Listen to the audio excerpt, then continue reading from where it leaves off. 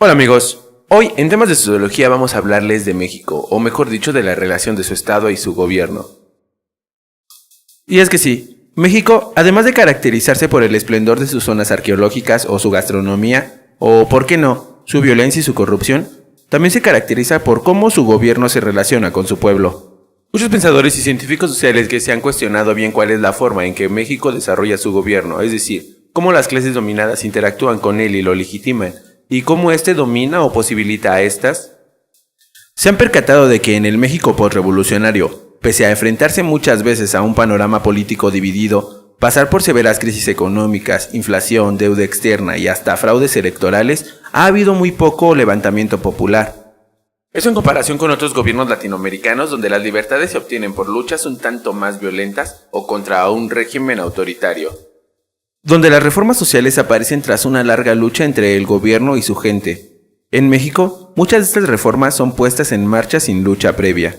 Esto lleva a pensar a México como diferente de otras naciones latinoamericanas, donde parece tener un mecanismo con el cual mantener a raya la disidencia social.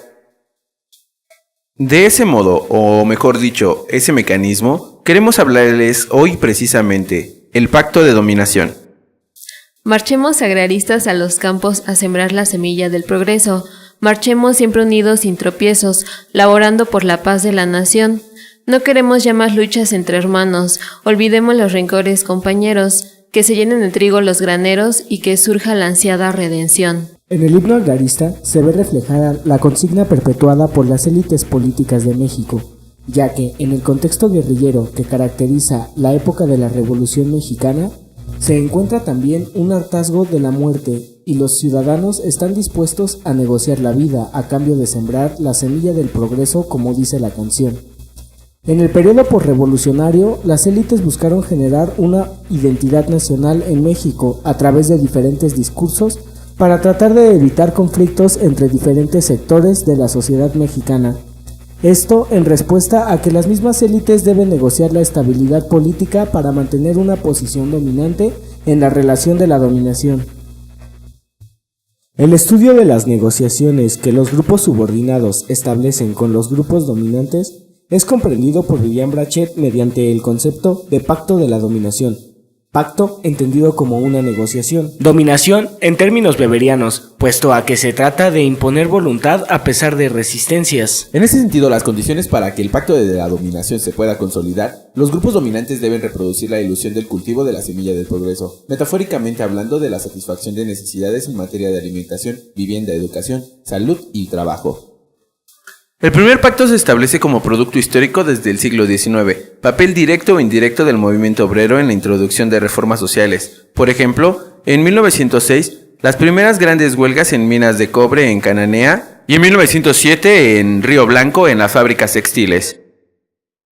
Este primer pacto se puede visualizar en acontecimientos históricos desde la Revolución Mexicana hasta poco después de la Gran Depresión, cerca de 1930. Surge el desmoronamiento de un régimen que permitió el desarrollo capitalista, perpetuando una forma rígida de poder, estableciendo un orden que aparenta ser más justo. 1910-1940, de la revolución a la institucionalización. 1910, las reformas sociales, sello del régimen mexicano posrevolucionario, son tomados como el resultado de la racionalidad de la élite. 1911-1920, la década constitucionalista. 1913, el asesinato de Madero. 1917, el reparto de utilidades se incluye en el artículo 123 de la Constitución de 1917. La Constitución era considerada como la agenda constitutiva de prioridades, de la que dependen las élites para mantener la paz social. 1920, seguridad social en la agenda gubernamental. El segundo pacto de la dominación va del periodo cardenista de 1934 hasta 1940.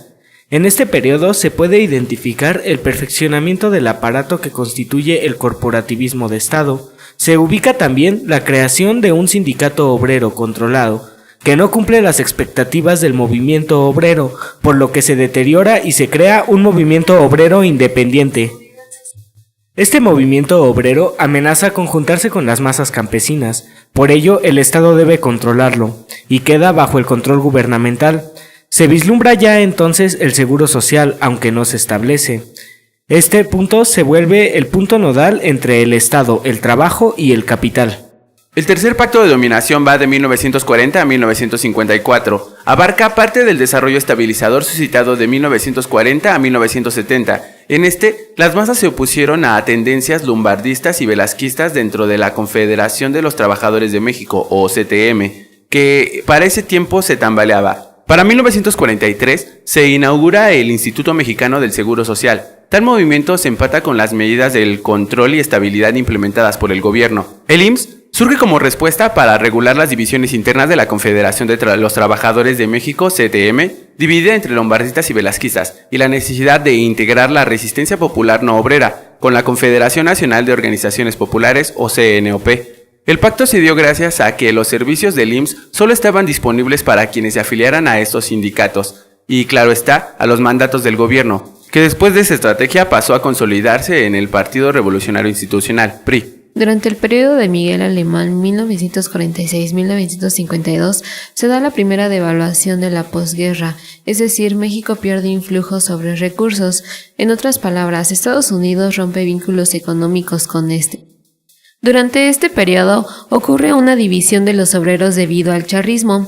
El charrismo va después de la década de 1950. Jesús Díaz de León toma por la fuerza la CTM. Se le adjudica el charrismo porque se vestía de charro, y de ahí deriva el nombre de sindicatos charros. En 1948 surgen luchas internas por la democracia sindical que culminaron con el charrazo. En 1950 observamos una equivalente ausencia de demandas por parte de los grupos que fueron incorporados al Seguro Social. También comienza el periodo presidencial de Adolfo Ruiz Cortines, que va de 1952 a 1958. Surge la segunda devaluación de la posguerra. Aquí se cancelaron los aportes de la guerra a la economía de México. El charrismo también encontró desafíos, puesto que la facción obrera se cuestionaba la legitimidad y funcionalidad de la CTM. También exigían una autonomía sindical. El cuarto pacto de la dominación va desde 1954 hasta 1970. En este, el desarrollo estabilizador reprime movimientos de campesinos, maestros, estudiantes, médicos y trabajadores. De 1940 a 1988 se cometieron fraudes electorales masivos, sin consecuencias visibles para los gobiernos que tomaron el poder con tales medios. Como acontecimientos relevantes dentro de este periodo se puede identificar que de 1958 a 1959 hay conflicto ferrocarrilero, lo que llevó a incluir en el programa gubernamental el reparto de utilidades en 1959, que posteriormente en 1961 entra en vigor. Por su parte, el Seguro Social en 1960 amplía su rango e incluye a la sociedad civil. Este periodo concluye con las manifestaciones estudiantiles en 1968 y la masacre de Tlatelolco. El quinto pacto de la dominación va desde 1970 hasta 1982. Aquí se puede identificar el surgimiento de la seguridad para la vivienda, que surge en respuesta a calmar los ánimos que se estaban ocasionando por una presión que venía desde los sectores populares. En el periodo presidencial de López Portillo se da la alienación de los sindicatos independientes. La CTM recobra fuerza. Surge más participación política opositora al PRI, pero esta no tiene posibilidades de ganar. El Partido Socialista Unificado de México traiciona a los obreros al no prometerles nada y aliarse con el PRI. También hay un conflicto entre el CENTE y la CEP. Las presiones que se generaban desde abajo, por parte de los sectores populares, dieron pauta a una reforma política que pretendía canalizar y movilizar a la lucha obrera y para revivir la participación electoral. Aquí se formaron organizaciones políticas nuevas y surgieron movimientos sociales demandantes de democracia dentro del sindicato magisterial e incluso dentro del partido oficial. Puesto a que de 1980 a 1982 la sociedad civil reapareció con fuerza en los análisis de la política mexicana, debido a los mismos movimientos sindicales desde los más importantes hasta los años 80. Se reintroduce a la sociedad civil a los estudios mexicanos. Surge una transformación de paradigmas. México se sumió en una profunda y duradera crisis económica, con una evidente fuga de capitales, aplastante deuda externa, desempleo sin precedentes, tasa de inflación de 3 dígitos y extensa desindustrialización. En 1982 llega a la presidencia Miguel de la Madrid y su gobierno dura hasta 1988. Posteriormente, Carlos Salinas de Gortari de 1988 a 1994. Vivian Brechet puntualiza que el sexto pacto comienza en 1988, ya que en este año Salinas de Gortari toma posesión. Fue creando un paquete complejo de medidas orientadas a combatir la pobreza, dentro del Programa Nacional de Solidaridad, PRONASOL. En 1989 surgen líneas institucionales alrededor de 3 agrupaciones formales: el agrario, la Confederación Nacional Campesina, el trabajo estructurado por el Congreso del Trabajo y la Confederación Nacional de Organizaciones Populares. Surge también el Frente Nacional de Organizaciones y Ciudadanos. En 1993 hay un resurgimiento del presidencialismo, situación que fiscalmente es precaria, y un discurso neoliberal que se va adoptando del gobierno estadounidense en materia de política económica. En 1994 se hace un análisis de los compromisos de la clase consolidados por las reformas sociales. En 1982 surge el Programa Inmediato de Reordenamiento Económico. Esto solo auguraba una fuga de capitales, devaluaciones, subida de precios, que se organizaban en el gobierno de Portillo con Miguel de la Madrid. De 1982 a 1988, el Estado no podía controlar las fuerzas neocardenistas, y este descontento condujo al desafío electoral de 1988. El Estado recurre de nuevo a una reforma social que cambia las reglas para que ya no se reelija el PRI. Así el Estado logra apaciguar el proceso político otra vez. Dentro de las para tratar de calmar los hábitos, el gobierno recurre a políticas estabilizadoras. En estas se emprenden nuevas promesas. También se ayudan del terremoto, ya que en la reconstrucción del país se ve avance para los sectores populares. El descontento explota más tarde con la oposición política para una posterior rebelión. Para tratar de calmar a la gente, Carlos Salinas de Gortari decide reorientar la economía hacia el extranjero. Aquí se generan ahorros vendiendo empresas estatales. Hay un desmantelamiento de las fuerzas de oposición. El PRI gana la lealtad de las masas urbanas, y también surge el PRD. Por otra parte, el narcotráfico y la corrupción van a la alza. A este periodo se le denomina entre el milagro y el espejismo, ya que si bien sí se satisfacían las necesidades de los sectores populares, también se estaban perdiendo todos los avances en materia de beneficios que estos habían logrado. De 1994 hasta el 2000, Ernesto Zedillo es el último presidente del PRI en México, ya que por primera vez en la historia surge una transición política, en donde ahora el PAN se vuelve el partido oficial y el PRI pasa a la oposición, lo que resultó una medida de control eficiente, ya que la sociedad mexicana se encontraba en un hartazgo político. Ya que ante el hartazgo político, el grupo de élite que conforma al PRI preparó gradualmente negociaciones políticas que contribuyeron a que el PRI no perdiera fuerza en el gobierno, aún distante de la presidencia federal. Sin embargo, se mantuvieron gracias a los acuerdos con fuertes agrupaciones campesinas y sindicales. El cambio político dio como resultado el ascenso de un presidente que obtuvo uno de los niveles más altos de legitimidad gracias al proceso electoral. Sin embargo, los arreglos institucionales entre los partidos para construir un orden diferente al heredado del sistema político anterior simplemente no se produjeron, a pesar de la voluntad de ciertos líderes políticos por impulsarla. Este periodo se caracteriza porque los medios de comunicación masiva tenían una fuerte influencia sobre la ciudadanía mexicana. Aquí también se experimentó un fallo que descalificaba a los gobernantes por los desplantes y vulgaridades y excesiva ignorancia que mostraba el presidente Fox. El cambio político nunca escapó de las manos de las élites autoritarias, quienes lograron mantenerlo a un nivel electoral. De esa manera, las transformaciones del sistema político mexicano fueron más controladas que negociadas. En ese mismo periodo, el presidente solicitó a las cadenas televisivas que destinaran 12.5% de su tiempo a la disposición oficial, lo que se denominó la Ley Televisa. La importancia gravita en el poder simbólico que la televisión adquirió para influenciar a través de las percepciones colectivas que se fueron construyendo.